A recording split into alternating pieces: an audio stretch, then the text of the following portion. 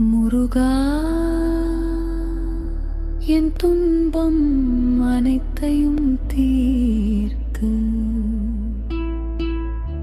என் வீட்டில் என்றும் சந்தோஷம்,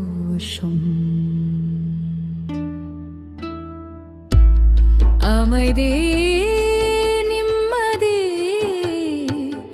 நிலைக்க அருள் புரிவாயாக.